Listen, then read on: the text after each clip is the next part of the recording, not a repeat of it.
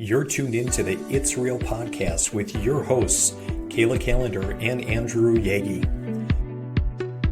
Each week, we'll talk about what happens behind the scenes working full-time in real estate and share with you real-life stories, our successes and failures as we work to help consumers and industry professionals reach their real estate and real-life goals. Here we go. It's episode 79 of the It's Real podcast. I'm Kayla Kallander, and I'm a mortgage lender. And I'm Andrew Yagi. I'm a real estate agent. Hello Andy. Kayla. Where are you at today? I am at an airport in an undisclosed location. I'm doing a little traveling. I'm out on the road just for a day, doing a little contract flying work, doing a jet trip, and kind of on my way home. So sorry for the background noise. It's kind of hard to find a quiet place, but always important to make time for this. Amen. And regardless of the location.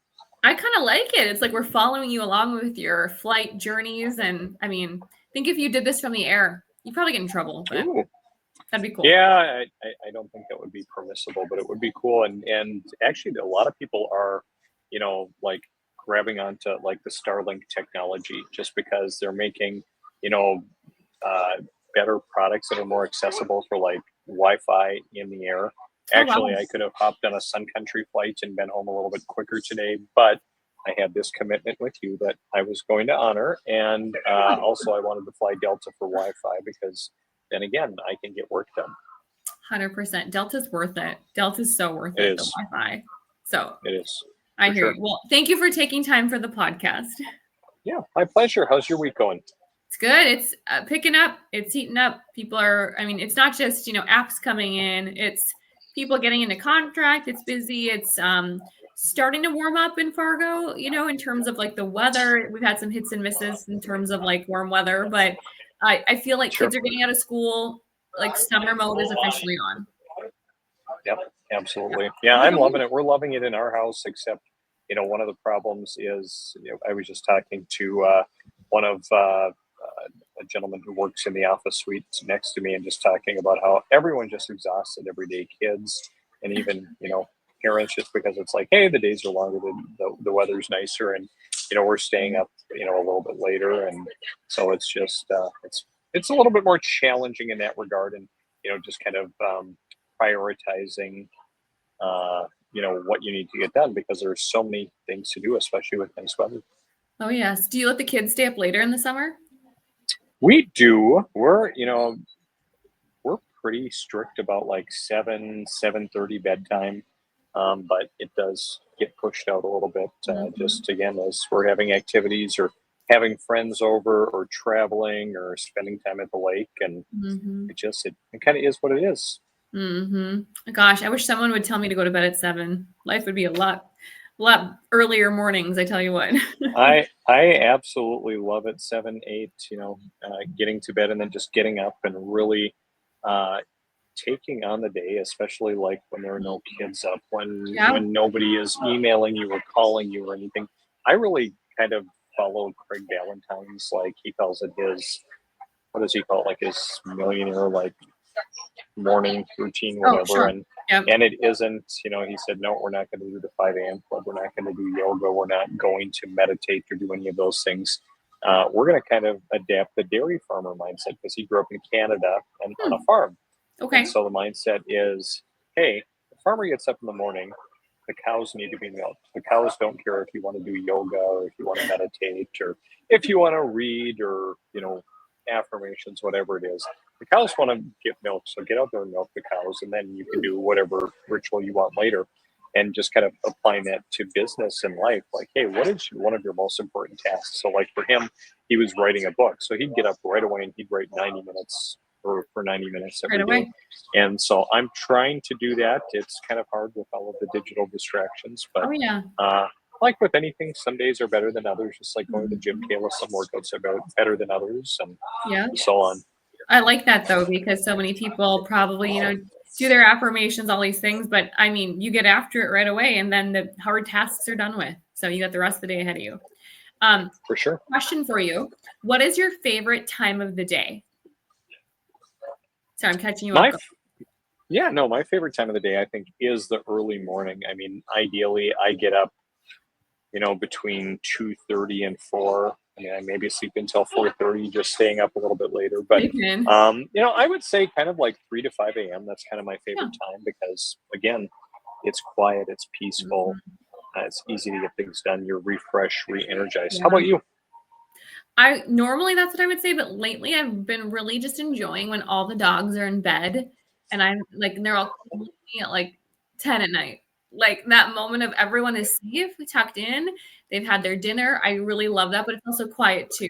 It's just like you're kind of settling down, but there is something about being up before the rest of the world gets up. Mhm. So Right on. back and I forth. was going to say, I'm glad that works for you. To me, that sounds awful, especially being covered by 4 dogs. But Oh my gosh. Try it. Come over. Well, it's like a weighted blanket. It's amazing. Like, ugh, yeah. right. I do love animals. Don't get me wrong, but Yeah. I just don't know that I would want 4 in my bed How because many how many do you I have? think that we have 0 animals. We've got a dog at daycare when the girls go to daycare, and that's sufficient. Oh, okay. Amen. I hear you. So, Kayla, what's going on in the world of mortgage, and Mhm. what are you seeing out there? I saw Yep. this that you had passed along, Yep. talking about the biggest daily drop for mortgage rates in over a month. Talk about that a little bit. One of the things that people don't see is like, we don't post every time rates go up and down and up and down. And so overall, like we're seeing, yeah, a 30-year average right now is 6.87, let's say. And at the end of the day, yes, we're seeing rates improve. But here's the thing. If you're not in contract, if you don't have a purchase agreement, you can't lock on nothing, right? Like you need to be able to lock in now. And so I can't preach it enough that like timing the market is so hard. But this is super amazing news for those that are in contract, can lock this. We're locking in probably 5 or 6 people today. It makes sense for them. But it says biggest daily drop for mortgage rates in over a month.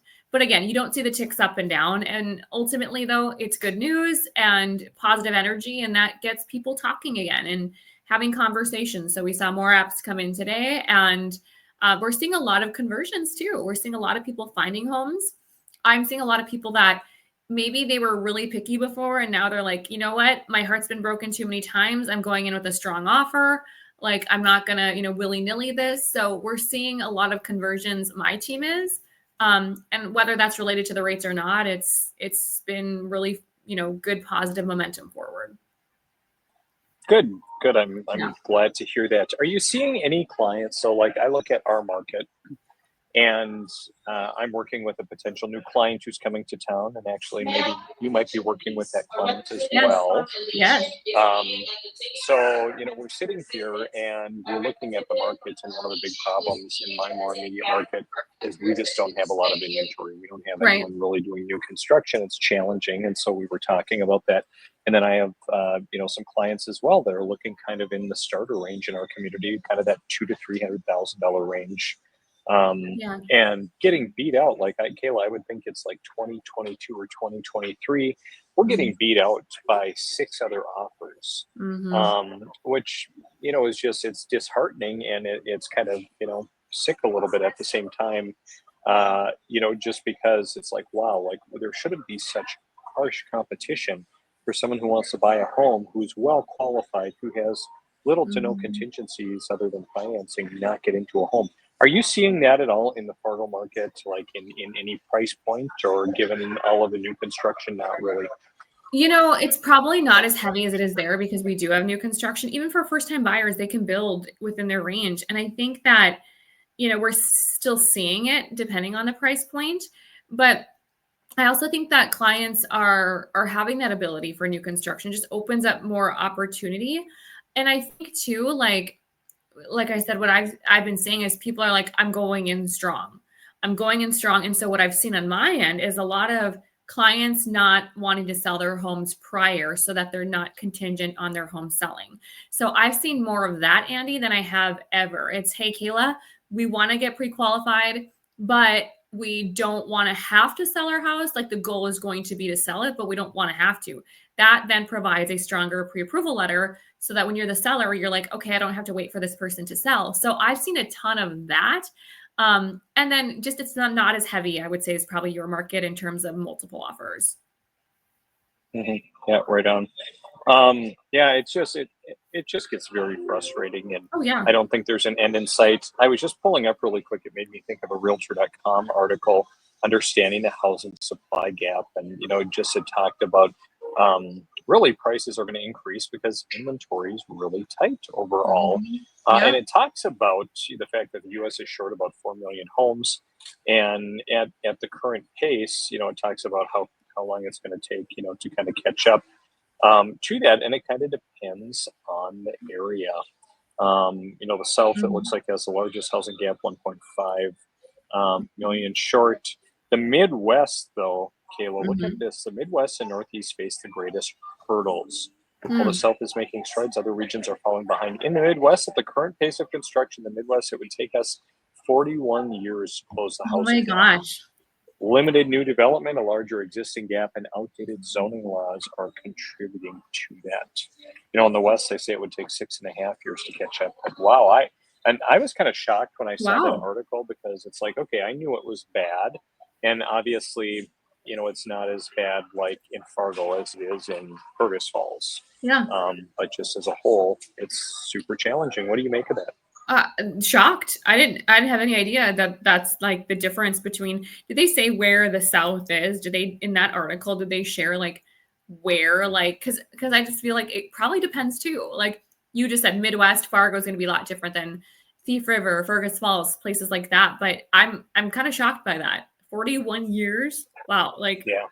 ugh, that's Yeah, crazy. no, I know. So, I mean, we're looking, and, my team and I, we built one spec house just to, again, kind of Yeah. test the consumer, the market, the regulatory environment, the contractors. Lots of challenges with it. We completed it, and there were a lot of wins. We had Mm. even more setbacks actually on this new build. The sewer line failed, Ugh. due to some unfortunate, I think, lack of oversight and lack of communication. Um, which I'm not going to go into deeper right now, as we're kind of trying to work through that. But it's just it's also frustrating for those of us who are trying to help bridge that gap, and then we're hitting Mhm. uh, having issues with that. But that's a Right. totally different issue. But I just thought that would be really kind of That interesting is to interesting. share. Well, and we are seeing a Yeah. lot of new construction, constant new construction, and like first-time home buyers to repeat to, and I feel like a lot of these clients that once they build a home, that's all they want to do again. They don't want to live in an existing home. So, and there's still a lot of land to be had here. So Fargo's growing, West Fargo's growing, and now it's blending into Horace. So I mean, it's a totally different market here, even between here and Grand Forks. Yeah. So, Yeah, absolutely. mhm. Kayla, Yeah. I want to flip the narrative, because even though we talked about, hey, we've got such a big shortfall of homes and Hmm. supply and everything, I want to talk a little bit about this recent article, or this recent post, I should say, citing some stats. Tristan Ahumada, didn't you get to present at one of his events or something? Yeah, SocialCon 2023 Ooh, in cool. LA. So yeah, I got to meet him. He's a wealth of knowledge. Yeah, so I followed Tristan. He's kind of, I think, the CEO of Lab Coat Agents is the Yep. company, and I mean, they're a really great technology provider, and just fun to read some of his stuff. But so even though we talk about, kind of that Realtor.com article talking about, the housing supply gap, we also are experiencing some unique things in the market. So even though we talk about, like in my market, hey, people are getting beat out in multiple offers, it's happening in your market in certain price points and areas. Uh, Nationwide, there are nearly 500,000 more sellers than buyers out there estimated in the Mhm. market. So it's estimated, again, there are about 1.9 million sellers and 1.4 million buyers. And Mm. what does that mean, Kayla? I mean, I think that this is an opportunity for some buyers in general. Like when you look at this graph, like I cannot help but my eyeballs are drawn to 2021, 2020. Look at that. Like, hello. Like, look at the difference of buyers compared to sellers. And then now see where we're at. It's like, you know what? And we say it all the time, but you can never renegotiate the price that you pay for a home. You can always renegotiate the rate that you're in or the term you're in. And I think that this graph is, spot on for showing, my goodness, look, it's 500,000 more sellers. Now, again, Tristan comments in cities like Miami and Austin, it's like that gap is massive. I don't know what it's like in Fargo, or your area, Andy, but I mean, I think that buyers have an opportunity here. Yeah, I think so. And we're seeing it. And, obviously, Kayla, as a lender, you work with buyers, really just buyers, although some of those buyers are sellers too. Although you don't generally get that involved in the process, minus what does it look like net wise and timing. But like in our office, we predominantly work with sellers Yeah. and in marketing their homes and work with a lot fewer buyers. So it's created kind of some unique issues. And even I look at the kind of year we're having, and our team's having a great year. We had a tremendous May, but even going forward, as I look, just because we're working with some of these sellers, we have a good number of listings, but we have some that are not selling. And again, because I think there are a lack of buyers out there, especially as I look, we're very heavy in Lakeshore. And I think there are a lot of people that are sitting on the sidelines. So even though, we talked about the article, Kayla, where, hey, we just saw a huge drop, there are a lot of people that obviously are buying a lake property as a second home. And as a result, they're probably paying a higher rate. Like what on average, I mean, if this is the national average for a 30-year fix for a primary residence, what would on average like a second home look like? A little over 7. I've got a client right now. They're putting a good chunk down, but they're right a little over 7. Okay. Not terrible. So not huge, but I think there are a lot of people that again are sitting by the wayside, and they're just kind of waiting to see what happens in the economy. Where are things going? Is it a good year for them to buy? Isn't it? Yeah. I think a lot of people are sitting and waiting. And even, Kayla, these stats from Redex, a technology provider that we use, they've got kind of a market snapshot nationally. On average, homes are spending about 102 days on the market before they go under contract. That's compared to what usually is about 72 days. 38% of listings had price cuts, highlighting shifting leverage to buyers even as inventory rises. 9% of homes out there are relisted because an agent doesn't get it sold the first time. They get frustrated, they change course, they work with another agent. And they even highlight a couple of tips here, Kayla, which I think are good. So for buyers, just knowing that 38% of homes have prices, 9% are relisted, and the average days on market are 102, really to encourage buyers to submit offers below list after the home is sitting for more than 30 days. And even on the selling side, just, telling sellers like, hey, it really makes sense to maybe price your home ahead of the market a little bit. So, we're going to look at comparables. We are going to, see what is the market value of your home. But then, hey, we need to look at other similar homes and kind of look at some market stats. And depending on their objectives, if they want to be successful, we may have to price it ahead of the market a little bit. Well, and also if you're buying a house and you have a house to sell, your house not selling is going to prevent you from buying. And I've got for the first time, Andy, I've got a client right now and they're set to close June 30th and their current house hasn't sold. And so now it's like, that's a domino effect. And then, they get discouraged and it's all hand in hand for sure. And so if your house can't sell, you don't want 2 mortgage payments normally. So I'm seeing a little bit of that lately too. As you and your team are working with some of these people and, they're just, it's almost a science. It's a delicate process, especially when you have these dependencies. Does it ever cause you anxiety? And, do you sit up at night after you put your puppies to sleep and they're laying on top of you? Do you sit up and do you have anxiety over deals and about what if this, what if that? Or are you able to kind of set it aside?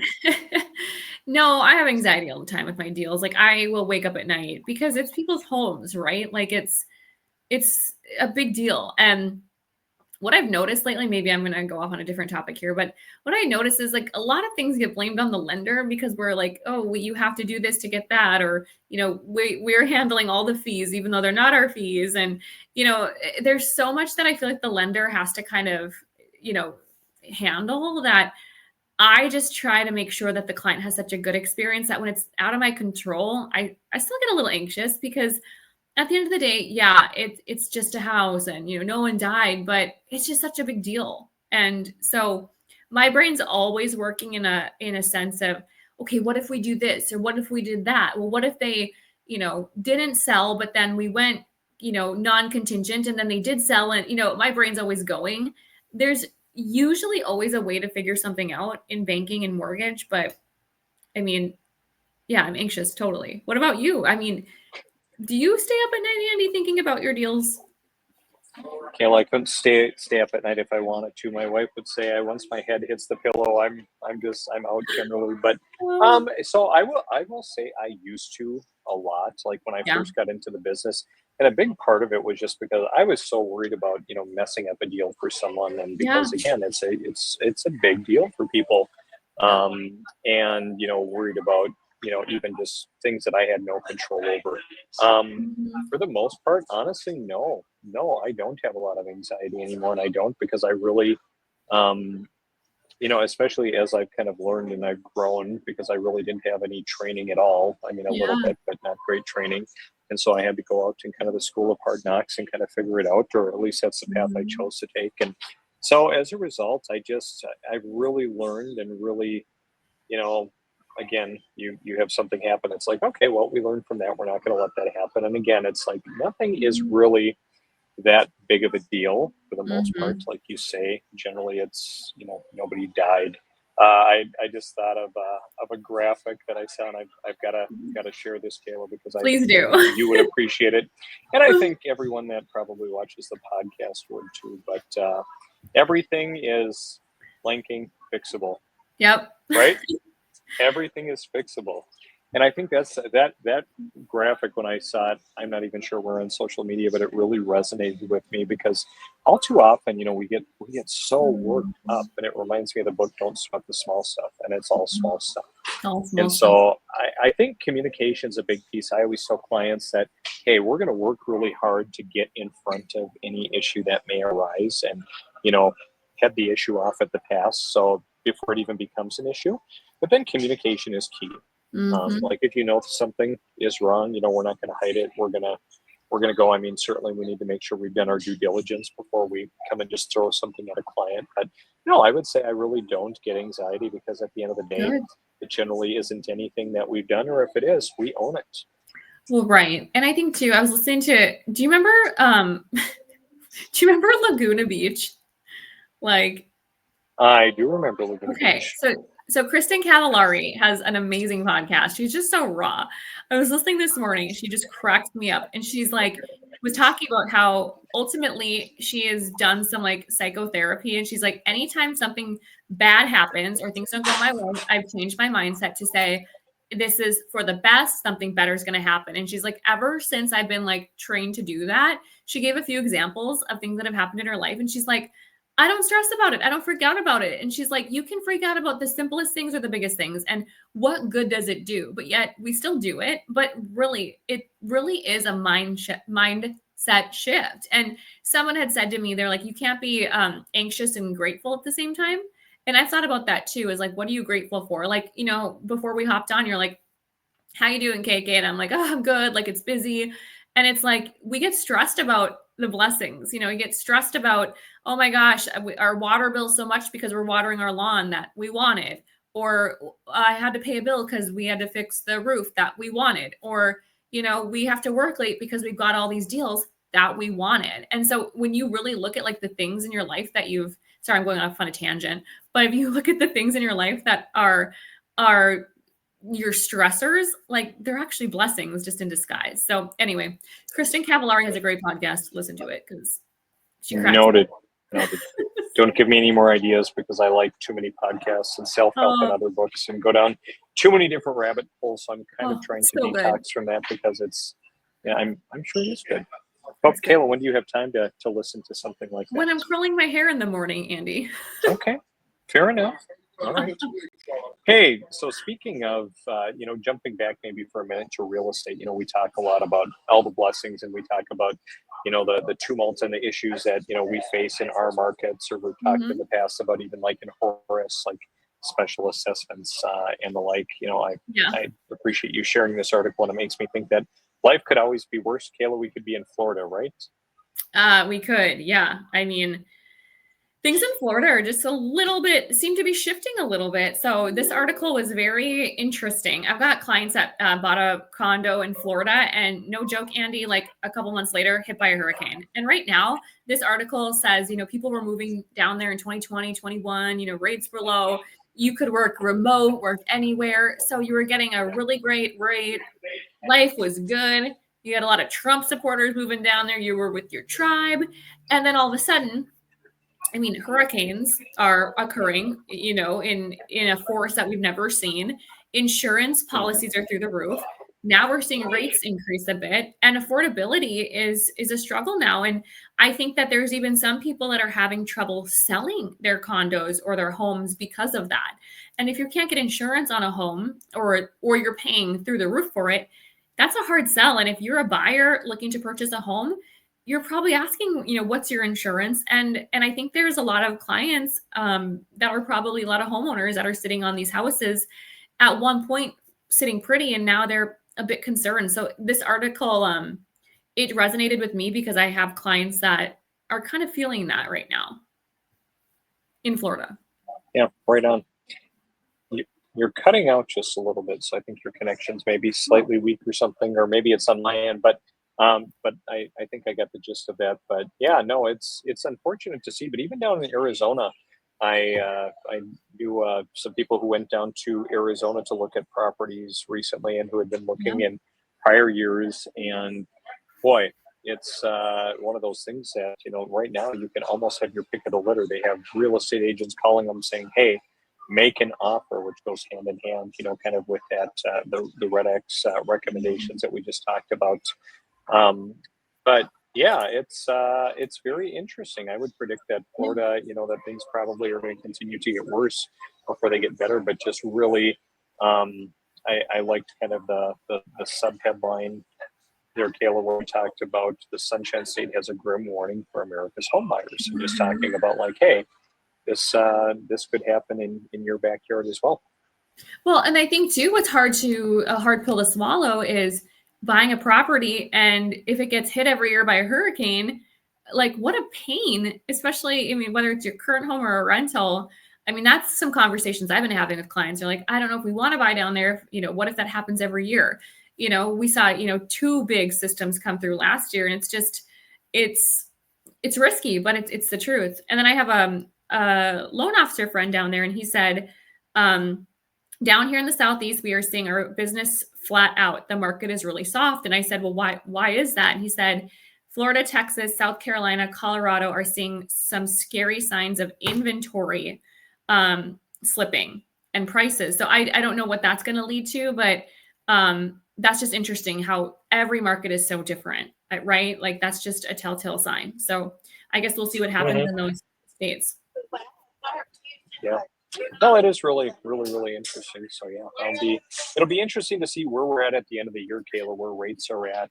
For sure. Where, home volume is, and what the market's looking like. And I think a lot of people, like I was having some conversations the other day, Kayla, with some individuals, some leads that were coming through some of our funnels, kind of as a result of some of our online video marketing.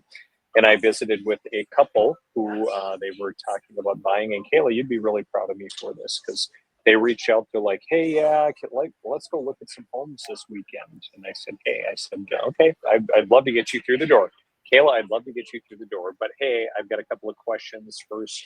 Just want to get to know you a little bit. When's a good time to call?"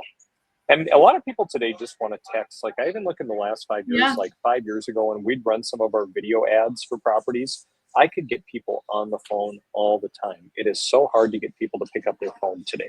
So a lot of people just want to text, and it's like, we can't really set up a showing before we have a conversation over a phone. So delightful couple. We had a great conversation, and in the end, they were visiting with a lender to get pre-approved, and we're going to follow up with me before we looked at anything, because I said, hey, before we go look, Kayla, we need to make sure that we're pre-approved.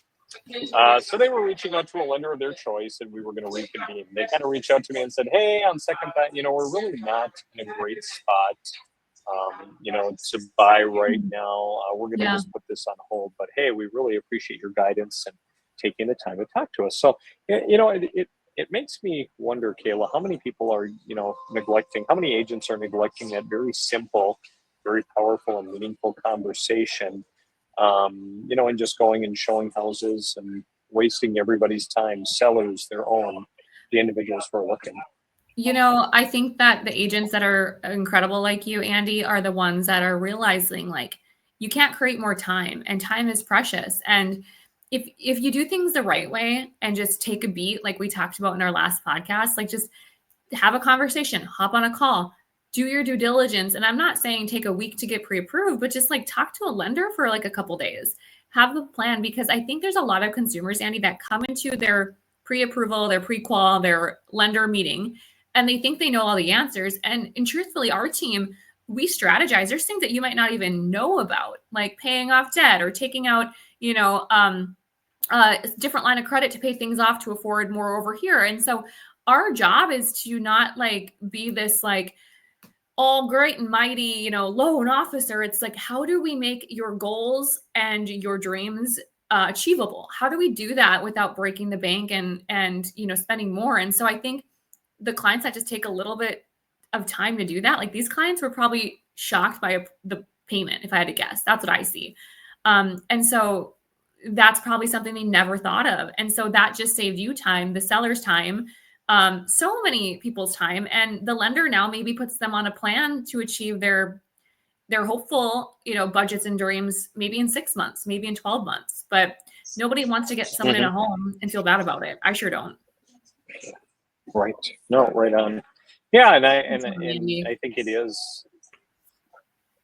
Sorry, you're cutting out still a little bit. So I don't know. Like I said, maybe an issue on mine, maybe an issue on your Wi-Fi part. Can you see me coming through okay? I can see you right now.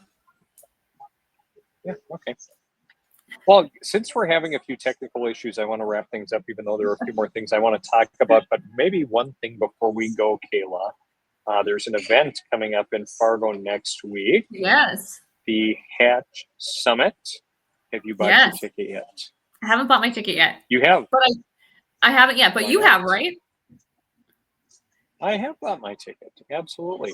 So I will say, okay, so I know I've gotten to know Eric Hatch a little bit here, and kind of through some of his events and some other things. And honestly, the event that he puts on in Fargo is a really tremendous event, not just for people in real estate or in mortgage, Kayla, but just for people in general. Like, it's fun. There are so many different individuals, who are in leadership roles around the community, from attorneys to funeral directors, people who are in home building, which I guess is real estate focused. I've seen some people in agriculture.